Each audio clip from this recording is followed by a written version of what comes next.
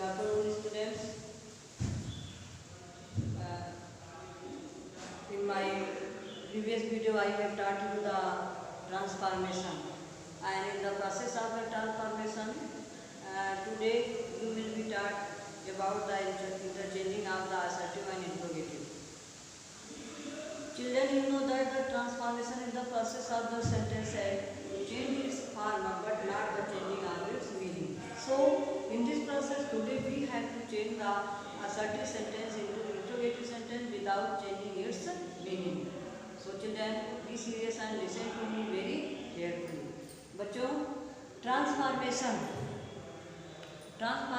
जो है वाक्यों में जो उनका रूप का परिवर्तन होता है, उसके फॉर्म का जो परिवर्तन होता है वो कुछ ऐसा होता है कि हम सेंटेंसेज के फॉर्म को बदल देते हैं। फॉर्म को बदलना यानी असर्टिव से इंट्रोगेटिव हो गया, इंट्रोगेटिव से असर्टिव हो गया, एक्सक्लेमेटरी हो गया, ऑप्टेटिव हो गया, जैसा भी होगा उसके अकॉर्डिंग हम इसके फॉर्म को चेंज करेंगे, लेकिन उसका मीनिंग चेंज नहीं होना चाहिए। सेंटेंस का जो मीनिंग है वो वैसे ही रहेगा, केवल उसका फॉर्म जो है चेंज हो जाएगा। तो इसी प्रोसेस में आज हम सभी लोग जो है असर्टिव सेंटेंस को पहले इंट्रोगेटिव में बदलना देखेंगे। असर्टिव सेंटेंस को इंट्रोगेटिव में बदलने के लिए सबसे पहले जो है आपका सेंटेंस यदि जो है हेल्पिंग वर्ब से शुरू है तो सबसे पहले हम हेल्पिंग वर्ब को आगे ले आएंगे और हेल्पिंग वर्ब को आगे लिखने के बाद उसमें जो सब्जेक्ट होगा, सब्जेक्ट के बाद हम नॉट का प्रयोग करते हैं। यदि सेंटेंस में हेल्पिंग वर्ब नहीं दिया गया है तो ऐसी कंडीशन में हम क्या करते हैं, यदि सेंटेंस में हेल्पिंग वर्ब नहीं दिया गया है तो सबसे पहले हम सेंटेंस में दिए गए उसके टेंस को हम पहचानेंगे और ऐसे हो जाएंगे कि वो पर्टिकुलर सेंटेंस जो है किस टेंस में है। फिर उसके बाद उस टेंस के अकॉर्डिंग आप हेल्पिंग वर्ब को यूज करेंगे और फिर उसको नॉट लगाएंगे। सबसे इम्पॉर्टेंट बात ये होती है बच्चों की, इसमें जो आपका असर्टिव सेंटेंस है अगर वो अफर्मेटिव है तो आपका इंट्रोगेटिव निगेटिव हो जाएगा, और यदि आपका असर्टिव सेंटेंस निगेटिव है तो इंट्रोगेटिव जो है वो अफर्मेटिव हो जाएगा। कहने का मतलब ये है कि कोई भी असर्टिव सेंटेंस अगर वो निगेटिव होगा तो इंट्रोगेटिव में अफर्मेटिव हो जाएगा, और यदि वो अफर्मेटिव होगा तो इंट्रोगेटिव में निगेटिव हो जाएगा, यानी कि जस्ट उसका उल्टा हो जाएगा। तो इस बात को हम ध्यान देंगे।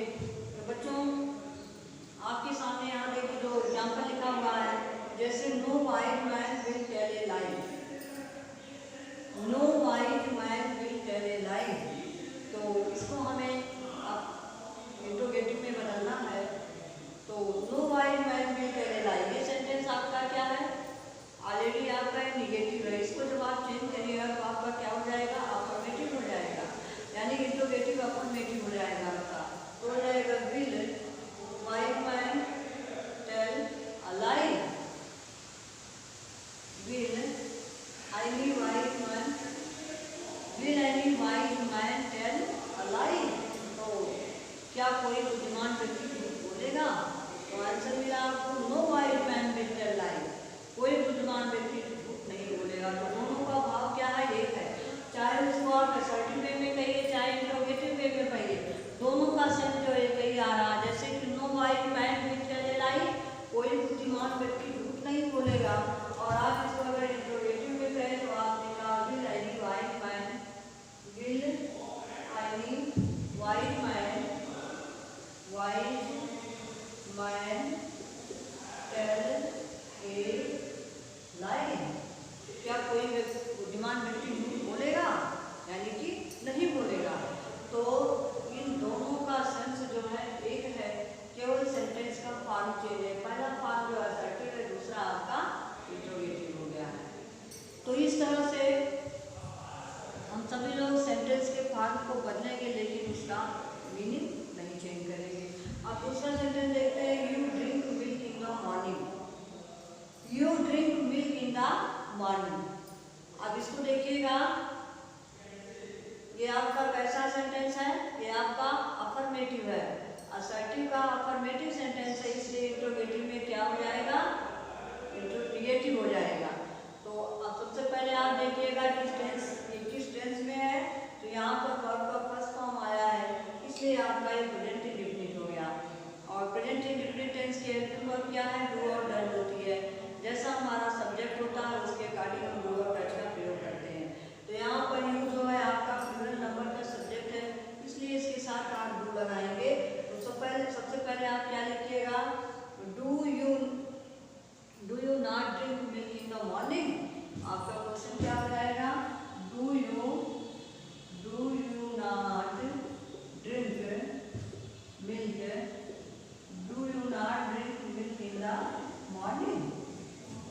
In the morning. Do you not drink milk in the morning? अब यहाँ देखिए आपने क्वेश्चन लगा दिया।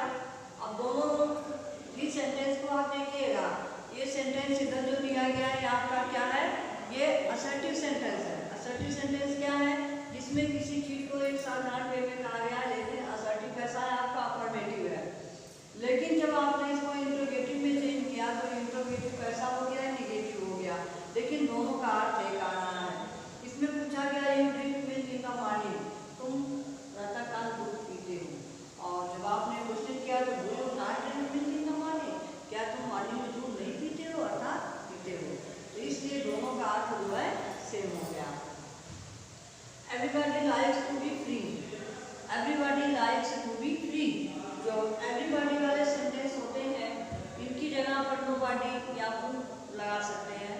जैसे एक सेंटेंस दो तरह से बनेगा। Everybody likes to be free हो जाएगा हु। अभी आपका देखिएगा क्या है? असर्टिव अफर्मेटिव है, तो हो जाएगा who does not like to be free. Who does not like to be free. Who does not like to be free? ये आपका हो गया इंट्रोगेटिव। और इसी को अगर आप दूसरे वे में बनाना चाहते हैं, वो नहीं लगाएंगे तो आप कहेंगे nobody likes to be, नहीं ये who से ही बनेगा। Who does not like to be free हो गया। या does anyone like to be free? Does anyone like to be free? Does anyone not like to be free? इसको आप दो तरह से बनाएंगे, या तो आप who does not like to be free, या फिर आप बनाइए आप कर दीजिए does anyone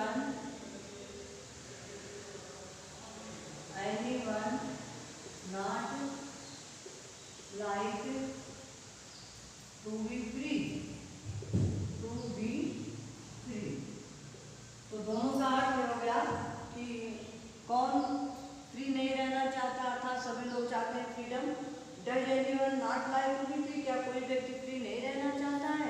अर्थात सभी लोग रहना चाहते हैं। तो दोनों का सेंस जो है एक निकल रहा है, केवल इनका जो राइटिंग का वे है, जो प्रोसेस है, वो दोनों का डिफरेंट है। So children, you have to know that in the process of the transformation, first of all you have to change the form of the sentences without changing its meaning, and in doing so, first of all you have to remember that when you are changing the assertive into interrogative, you have to know that if your assertive sentence is in affirmative, your interrogative will be in negative, and if your assertive is in negative, your interrogative will be in affirmative. This is the process of changing the sentences into the interrogative sentences from assertive. तो ये आपने देखा। अगला है आपका he did not speak the truth. He did not speak the truth। अब इसे हमें इंट्रोगेटिव में चेंज करना है। सबसे पहले बात इसमें टेंस को देखेंगे, जिसमें कौन सा टेंस दिया गया। डिड नॉट, आपका यहाँ पर डिड आया हुआ है। सो आपको पहले ये पता करना है कि डिड जो है किस टेंस की हेल्पिंग वर्ब है। ये आपकी हेल्पिंग वर्ब है पास्ट इंडेफिनिट टेंस की।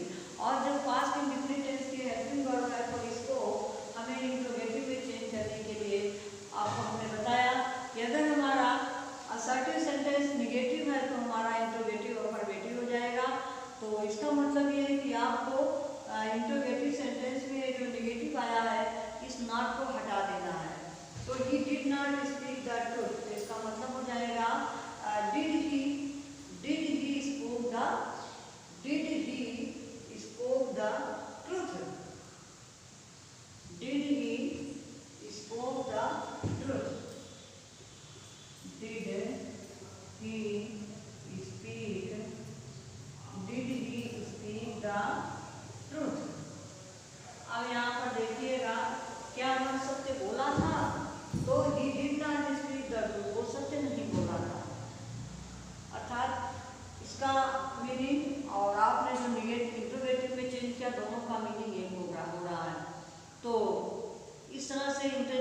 करने में बच्चों आपको ये ध्यान देना है कि जब हम सेंटेंस के फॉर्म को चेंज करेंगे तो उसकी मीनिंग में जरा भी डिफरेंस ना आए। उसकी मीनिंग सेम होनी चाहिए, केवल उसका फॉर्म जो है आपस में इंटरचेंज हो जाएगा।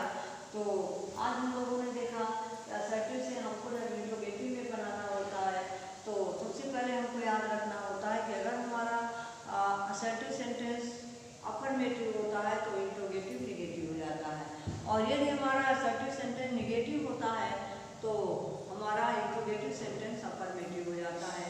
ये इसका जो है मेन प्रोसेस होता है। और यदि जो है हेल्पिंग वर्ब उसमें आता है तो सेंटेंस को पहले हम हेल्पिंग वर्ब से शुरू करते हैं। वर्ब का प्रेजेंट फॉर्म आने पर उसको हम डू लगाएंगे, और ये वाक्य में no one, none, nobody, everybody, everyone आया हुआ है, तो इन सारे सेंटेंसेस को हम फू लगा करके इंट्रोगेटिव बनाते हैं, और फू लगाने के बाद जो टेंस होता है उसके अकॉर्डिंग हम मेन वर्ब का प्रयोग करते हैं। तो इस तरह से आज हम लोगों ने असर्टिव से इंट्रोगेटिव में चेंज करना देखा, और बच्चों ये इंटरचेंजिंग हो रही है असर्टिव की इंट्रोगेटिव में और इंट्रोगेटिव की असर्टिव में। तो आपने देखा कि असर्टिव को इंट्रोगेटिव में चेंज करने के लिए क्या नियम था कि अगर हमारा असर्टिव जो है अफर्मेटिव होगा तो हमारा इंट्रोगेटिव निगेटिव हो जाएगा, और यदि हमारा असर्टिव निगेटिव है तो हमारा असर्टिव जो है वो अफर्मेटिव हो जाता है। ये रूल आपने देखा, और इसी क्रम में हमको देखना है कि किस तरह से अगर हमारा सेंटेंस इंट्रोगेटिव आता है तो इंट्रोगेटिव से कैसे हम जो है उसको असर्टिव में चेंज करेंगे। तो इसके लिए क्या है, वो नियम जस्ट इसी का उल्टा हो जाएगा, जो हमने देखा उसी का जस्ट उल्टा हो जाएगा। जैसे is Ram visor then Mohan, is Ram visor then Mohan. अब ये आप यहाँ क्वेश्चन लगाएं क्योंकि आपका इंट्रोगेटिव सेंटेंस है और इस इंट्रोगेटिव को आपको चेंज करना है असर्टिव में। Are his friends faithful, are his friends faithful. अब यहाँ पर देखिएगा ये आपके जो सेंटेंस है ये इंट्रोगेटिव में दिए गए हैं, और इंट्रोगेटिव को आपको बदलना है असर्टिव में। आपको नियम बताया गया असर्टिव में कि अगर आपका असर्टिव अफर्मेटिव हुआ तो इंट्रोगेटिव निगेटिव हो जाएगा। जस्ट उसी का उल्टा है कि अगर आपका इंट्रोगेटिव अफर्मेटिव है तो असर्टिव आपका निगेटिव हो जाएगा। तो इसलिए is Ram visor then Mohan, अब इसको आप जब असर्टिव में चेंज करोगे तो आप क्या लिखेंगे, is Ram visor then Mohan. तो क्या हो जाएगा, इसका हो जाएगा Ram is not visor then Mohan, Ram is not visor then Mohan. क्योंकि पहला सेंटेंस आपका अफर्मेटिव है इसलिए जो आपका असर्टिव बनेगा वो निगेटिव हो जाएगा। Ram is not visor then Mohan. अब दूसरा आर हिज फ्रेंड्स फेथफुल, तो आप जब इसको असर्टिव बनाओगे तो आप लिखेंगे his friends are not faithful, his friends are not faithful, his friends are not faithful. यानी दोनों का सेंस जो है एक हो रहा है, चाहे वो असर्टिव में लिखा हो चाहे इंट्रोगेटिव में लिखा हो। तो इस तरह से बच्चों हम जब ट्रांसफॉर्मेशन करते हैं तो सेंटेंस का फॉर्म भले डिफरेंट होता है लेकिन उसकी मीनिंग सेम होती है, और यदि आप इसकी मीनिंग में चेंजिंग कर देते हैं तो आपका सेंटेंस जो राम हो जाता है, आपका नंबर उसमें कट जाता है। तो इस तरह से इस रूल की बेस पर आपको जो एक्सरसाइज दी जाएगी आज आप उसको सॉल्व करेंगे, और इसके बाद जो है आपका FA2 होने वाला है, और इसमें आपको जो है नरेशन भी आएगा। आपका नरेशन जो है आपको नरेशन पहले भी बताया गया होगा 10th क्लास में, और 10th क्लास का नरेशन जो है, आप उसके अंदर नरेशन की बेसिक जानकारी आप सभी लोगों को मिल गई होगी। आप जानते होंगे कि नरेशन को चेंज करने का रूल क्या होता है। तो फिर भी इसके बाद हम थोड़ा सा आपको जो एग्जाम में आपके पेपर 2 में आएगा, वो केवल आपका असर्टिव सेंटेंस आएगा। केवल असर्टिव सेंटेंस आपको एग्जाम में दिया जाएगा, इसलिए असर्टिव सेंटेंस को एक बार पुनः रिवाइज करेंगे। और इसके लिए जो है हम देखेंगे कि जब हमारा कोई भी वाक्य असर्टिव सेंटेंस में होता है और उसको हमें इनडायरेक्ट में बदलना होता है, तो सबसे पहले रूल क्या होता है कि हमारी रिपोर्टिंग वर्ब जो सेट टू होती है उसको हम टोल्ड में बदलते हैं। लेकिन जब हमारी रिपोर्टिंग वर्ब का ऑब्जेक्ट होता है तब, यदि हमारी रिपोर्टिंग वर्ब का ऑब्जेक्ट नहीं होता है तो सेट को सेट ही रहने देते हैं। रिपोर्टिंग वर्ब सेट को सेट में ही तब रहने देते हैं जब उसका ऑब्जेक्ट नहीं होता है। अब इसके बाद जो है, जो हमारा रिपोर्टेड स्पीच होता है उसमें जो इन्वर्टेड कामा लगा होता है, इन्वर्टेड कामा को हटा देते हैं और दैट नामक कंजंक्शन का प्रयोग करते हैं। दैट नामक कंजंक्शन से उसको जोड़ देते हैं। इसके बाद बारी आती है प्रोनाउन में परिवर्तन करने की। तो बच्चों, प्रोनाउन में परिवर्तन जो होता है आप जानते हैं कि प्रोनाउन जो है 3 होते हैं, फर्स्ट पर्सन, सेकंड पर्सन और थर्ड पर्सन। फर्स्ट पर्सन के प्रोनाउन आई और वी हैं, सेकंड पर्सन का प्रोनाउन यू है और थर्ड पर्सन का प्रोनाउन है ही, शी, इट और दे।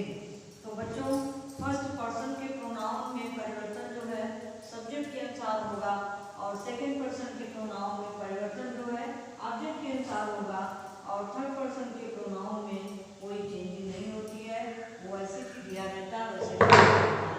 तो इस तरह से हम देखते हैं कि प्रोनाउन जो होता है वो फर्स्ट पर्सन का प्रोनाउन जो है कैसे चेंज होगा और सेकंड पर्सन का प्रोनाउन कैसे चेंज होगा, वो अब हम देखते हैं।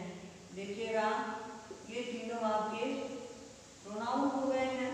ये फर्स्ट पर्सन का प्रोनाउन है, ये बदल जाएगा सब्जेक्ट के अनुसार और सेकंड पर्सन का प्रोनाउन जो है बदलता है ऑब्जेक्ट के अनुसार और ये थर्ड पर्सन का प्रोनाउन है, थर्ड पर्सन के प्रोनाउन में नो चेंजिंग, इसमें कोई चेंजिंग नहीं होती है। तो इस तरह से असर्टिव सेंटेंस में जो है प्रोनाउन में जो चेंजिंग होती है वो कैसे होती है, फर्स्ट पर्सन के प्रोनाउन को सब्जेक्ट के अनुसार, सेकंड पर्सन के प्रोनाउन को ऑब्जेक्ट के अनुसार और थर्ड पर्सन के प्रोनाउन में कोई चेंजिंग नहीं होती है। अब इसके बाद बारी आती है टेंस में। टेंस में चेंजिंग होती है तब जब हमारा रिपोर्टिंग वर्ब जो है पास्ट टेंस में होता है। यदि हमारा रिपोर्टिंग वर्ब प्रेजेंट या फ्यूचर में होता है तो रिपोर्टेड स्पीच का टेंस नहीं बदलता है, लेकिन रिपोर्टिंग वर्ब के पास्ट टेंस में होने पर रिपोर्टेड स्पीच का टेंस बदल जाता है। जो हमारे जो हमारा पूरा प्रेजेंट होता है, यानी प्रेजेंट टेंस के जो 4 काइंड्स हैं वो टोटल 4 पास्ट में बदल जाते हैं। It means present indefinite change into past indefinite, present continuous into past continuous, present perfect into past perfect, present perfect continuous into past perfect continuous. It means all the present tense are changed into past tense and after that you have to change the past tense and in this process past indefinite change into past perfect and past continuous change into past perfect continuous. There is no changing in past perfect and past perfect continuous tense. इसके बाद आता है future tense. Future tense की main verb होती है will और शायद, तो विल का वुड और शायद का शुरू हो जाता है। इसी तरह से जो मॉडल्स होते हैं कैन का वुड और मे का माइट हो जाता है। तो ये जो होता है टेंस में चेंज होने की प्रक्रिया होती है। इसके बाद एडवर्बियल में परिवर्तन, जैसे टुमारो का दैट डे नेक्स्ट डे हो जाएगा, टुडे का दैट डे, यस्टरडे का द प्रीवियस डे, लास्ट का प्रीवियस, हियर का देयर, दिस का दैट। ये सारे जो एडवर्बियल होते हैं इनका परिवर्तन जो है सारे सेंटेंस में एक जैसा होता है। तो इस तरह से असर्टिव सेंटेंस को इनडायरेक्ट में बदलने के लिए हमने देखा कि जब रिपोर्टिंग वर्ब का ऑब्जेक्ट दिया होगा तो रिपोर्टिंग वर्ब को टोल्ड में बदल देंगे और यदि ऑब्जेक्ट नहीं दिया होगा तो रिपोर्टिंग वर्ब को उसी तरह से लिख देते हैं, उसमें कोई परिवर्तन नहीं करते हैं। प्रोनाउन में परिवर्तन हमने जो है देखा कि फर्स्ट पर्सन का प्रोनाउन आने पर सब्जेक्ट के अनुसार, सेकंड पर्सन का ऑब्जेक्ट के अनुसार और थर्ड पर्सन का होने पर नो चेंजिंग। और टेंस में परिवर्तन हमने देख लिया। तो इस तरह से सेंटेंस को, जो हमारा असर्टिव सेंटेंस होता है उसको इनडायरेक्ट में हम बदलते हैं। और इस रूल को हम सभी लोग अपने मन में याद रखेंगे। लेकिन बच्चों, कुछ कंडीशन ऐसी होती है जो हमारे सेंटेंस का टेंस नहीं बदलता है, हमारे सेंटेंस की वर्ब नहीं बदलती। वो कंडीशन 4 होती है। आपको भी बताया गया कि रिपोर्टिंग वर्ब के प्रेजेंट या फ्यूचर में होने पर रिपोर्टेड स्पीच का टेंस नहीं बदलेगा। इसके बाद भी 4 कंडीशन होती है। पहली कंडीशन होती है कि यूनिवर्सल फैक्ट होने पर, कोई चीज़ जो फैक्ट है, जो बिल्कुल सत्य है, उसमें टेंस नहीं बदलते हैं। और दूसरा हैबिचुअल फैक्ट, कोई आदत संबंधी किसी की जो आदत होती है, जो हैबिट होती है, वो अगर बताई जाती है तो उसमें भी टेंस नहीं बदलेगा। और कोई हिस्टोरिकल इवेंट होगा, कोई ऐतिहासिक घटना होगी और उस घटनाक्रम को बताया जा रहा, तो उसमें भी टेंस नहीं बदलेगा। इसके बाद जो है प्रोवर्ब या कोटेशन, कोई कोटेशन दिया गया है, कोई कहावत है, तो उसको जब हम लिखते हैं तो उसमें भी हम टेंस को नहीं चेंज करते हैं। तो इस तरह से 4 कंडीशन ऐसी होती है जब हम टेंस को नहीं बदलते हैं। बाकी रिपोर्टिंग वर्ब के पास में होने पर वर्ब का टेंस जरूरी चेंज हो जाता है। बट अगर रिपोर्टिंग वर्ब पास्ट टेंस में है और ये चारों कंडीशन हैं, तो इनके होने पर भी जो रिपोर्टिंग वर्ब, रिपोर्टेड स्पीच का टेंस नहीं बदलता है, वो जिस भी फॉर्म में दिया गया उसी फॉर्म में रहता है। तो बच्चों, इस तरह से आपका असर्टिव सेंटेंस जो है इसका रूल है और इसको इनडायरेक्ट में बदलना है। तो आप सभी लोग जो है इस रूल को एक बार रिवाइज करेंगे और फिर जो है कल आपको इसकी जानकारी दी जाएगी। And I hope you will be preparing well for the examination, because your examination is near about to come and you have to prepare very well for the examination, and your syllabus will be noted you today in my PDF, and be sure and be mentally prepared for the examination. Well children, we will again meet in my next video. Thanks, have a nice day.